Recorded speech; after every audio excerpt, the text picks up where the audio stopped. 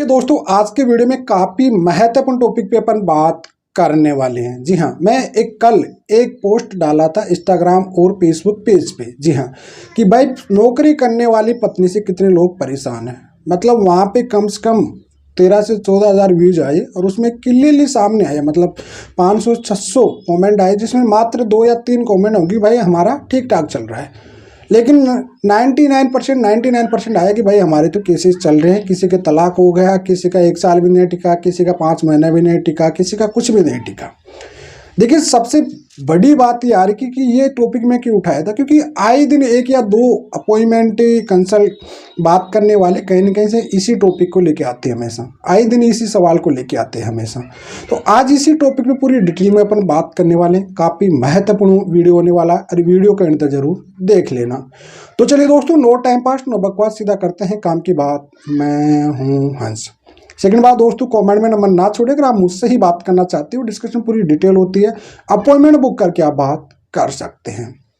देखिए दोस्तों, होता है क्या आज की डेट पे कि अगर हस्बैंड नौकरी करने वाला है, वाइफ भी नौकरी करने वाली है, तो देखिए आज की डेट पे जो शादियां हो रही है वो मैक्सिमम ज़्यादातर आपकी जॉब से, आपके पैसा से शादी होती है। सिंपल सी बात है, ये बात आपको करेक्ट है। कहीं दीदियों को बुरा लगेगा, कहीं भैयों को भी बुरा लगेगा, लग जाने दीजिए। लेकिन मैं एक्चुअल प्रैक्टिकल बात बोलता हूँ कि भाई आज की जो शादियाँ होती है वो क्लियरली कोई लड़की जॉब कर रही है, शादी से पहले वो जॉब करती थी, तो वो जॉब करने वाला लड़का ढूंढेगी।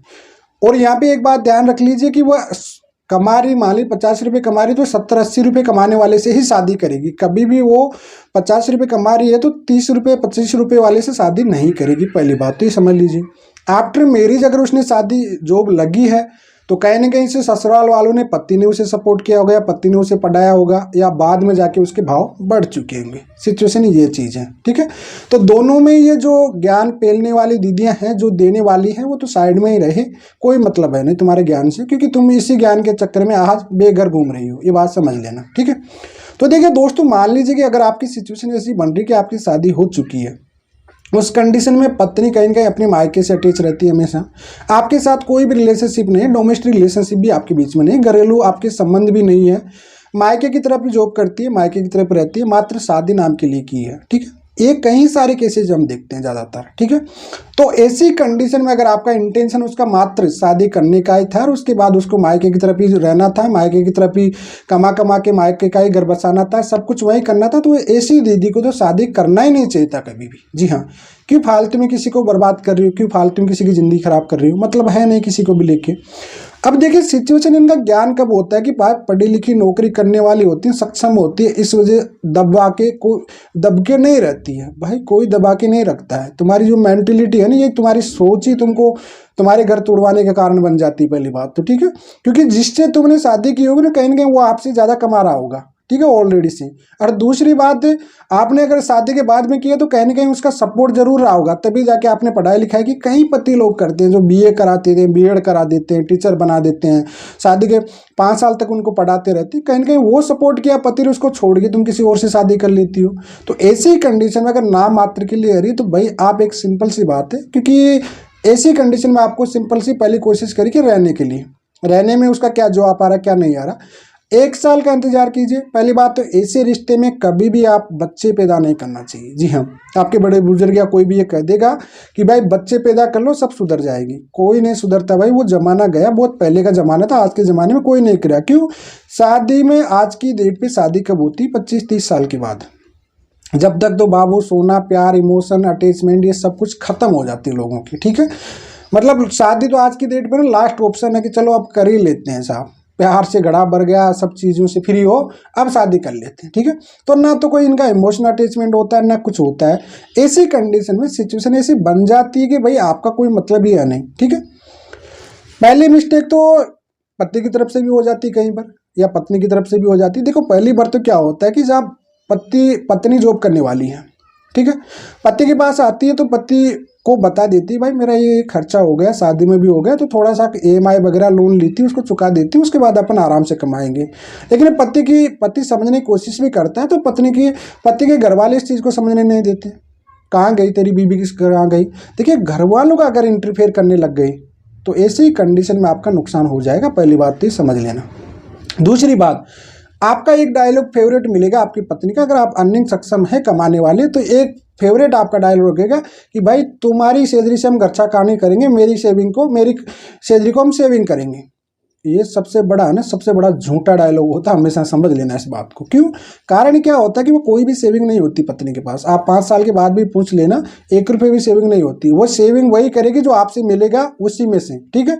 बाकी कुछ भी सेविंग नहीं करने वाली, पूरा जो भी रहेगा उल्टा फ्रीडम और हो जाएगी, अपना सेव करेगी, मायके तक पहुंच जाएगा वो पैसा, किसी भी कंडीशन में पहुंच जाएगा, 101% पहुंच जाएगा। और अगर शादी के बाद मायके वालों को पत्नी का पैसा मिलने लगा है तो ऐसा लालच मान लीजिए कि उनकी शादी बेटी की खराब हो रही है, उनको कोई मतलब है नहीं।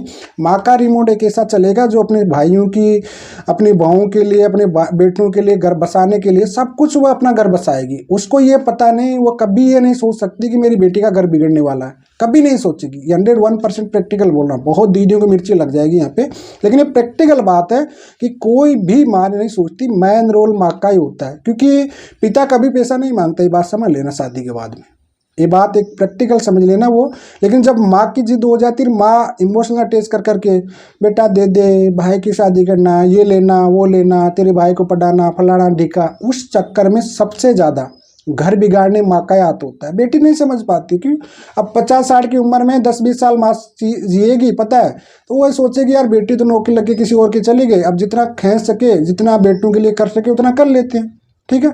तो उस चक्कर में बेटी जी भी समझ नहीं पा रही, क्योंकि बेटी का उधर इमोशनल अटैचमेंट हो नहीं पा रहा, उधर रिलेशनशिप बन नहीं पा रहे, इधर ही नौकरी कर रही है, उधर ही कर रही है, कोई मतलब है नहीं, रिश्ता का पूरा गेड़ा गर्क हो गया। पहली बात तो।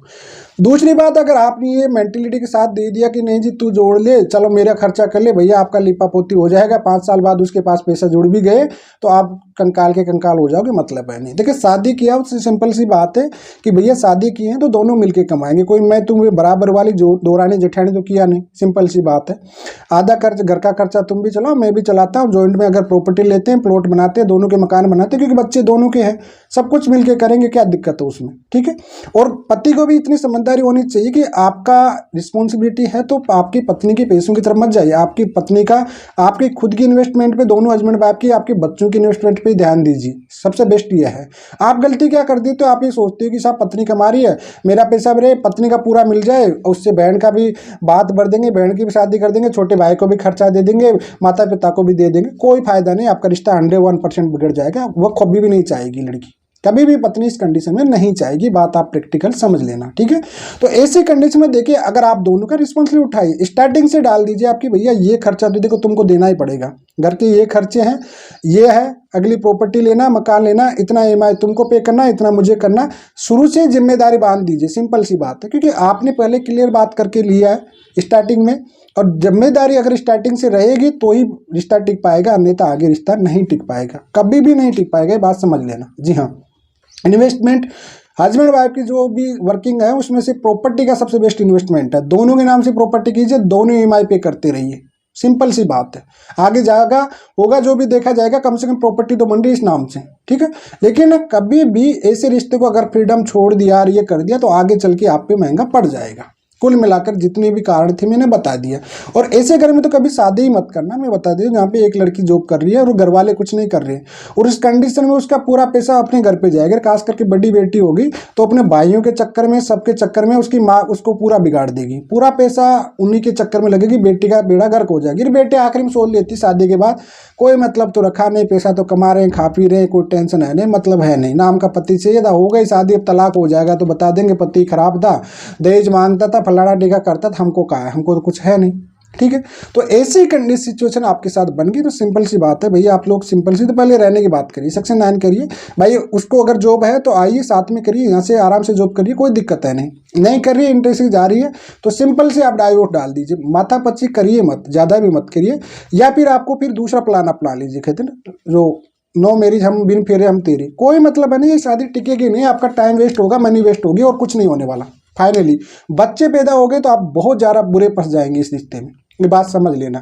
जी हाँ, घरेलू खर्चे, पति पत्नी के खर्चे है, उसमें से कोई भी वालिश नहीं है, उसका हकदार हो आप मांगने के, घर के खर्चे चलाना ही पड़ेगा। अगर घर में शादी करके आई तो व्यक्तिगत जिम्मेदारी उसकी उठानी पड़ेगी पत्नी को, ऐसा नहीं कि सब कुछ तुम ही उठाओगे, घर के खर्चे उठाओगे, ऐसे बांट दोगे ना तो उसको उठाना पड़ेगा, किसी में हर प्रॉब्लम आपको साथ देना पड़ेगा, ऐसा नहीं है।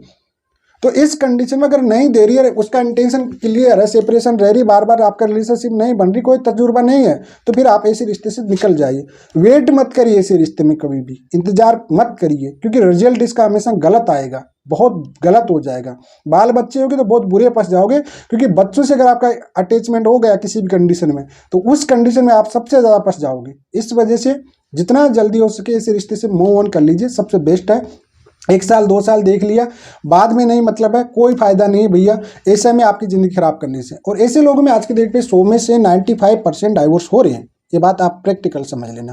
कारण इनके घर वाले ही बनते हैं, हस्बैंड वाइफ दोनों एक दूसरे को सपोर्ट नहीं कर पाते, दोनों एक दूसरे को समझ नहीं पाते, इसी वजह से इनके घर वाले कारण बनते हैं और इनका रिश्ता टूट जाता है और बेड़ा गर्क हो जाता है। डाइवोर्स शुरू से स्टार्टिंग कर दीजिए, 1-2 साल में आप पहले सेक्शन 9 करके देख लीजिए, उसके बाद में काउंसलिंग कर लीजिए, बातचीत रख लीजिए, साफ क्लियरली, ठीक है, तभी जाके रिश्ता टिक पाएगा। स्टार्टिंग से अगर आप कंट्रोलिंग पावर रखोगे, तो अगर नहीं रखोगे, फ्रीडम दे दिए, तो आप कितनी कोशिश कर लेना, कभी भी कोई भी महिला इसी कंडीशन में आपको नहीं जम पाएगी। ज़्यादातर महिलाओं को देख लीजिए, ज़्यादातर वर्किंग लेडीज़ होती है वो डाइवोर्स ही होती है, मैक्सिमम ज़्यादातर, और बाद में ये शादियाँ कहीं भी कर लेती हैं इनको। क्यों?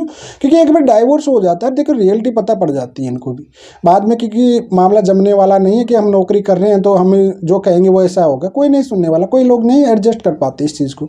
तो सिंपल सी बात है, दूर हो जाओ, क्यों लाइफ खराब कर रहे हो उसमें। देखो लोग परेशान होते रहते हैं, ये करते हैं वो करते हैं, भाई मत करो ना यार।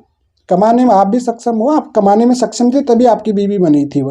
अब वो एक अलग बात थी कि भैया आप कमा कमा के उसको चलाते रहो, उसकी जॉब चलाते रहो, वो अपने कमा कमा के अपने मायके पे करती रही। ऐसी पत्नी को शादी में नहीं करनी है जिनका अटैचमेंट अपनी मायके की तरफ ही है, तो वो कभी भी किसी की लाइफ खराब ना करे। क्लियर कंट बात है। हस्बैंड वाइफ का जोड़ा, दोनों कमाओ, दोनों के बाल बच्चे हैं, दोनों के घर बनाओ, दोनों खुशी रहो, सिंपल सी बात यह है।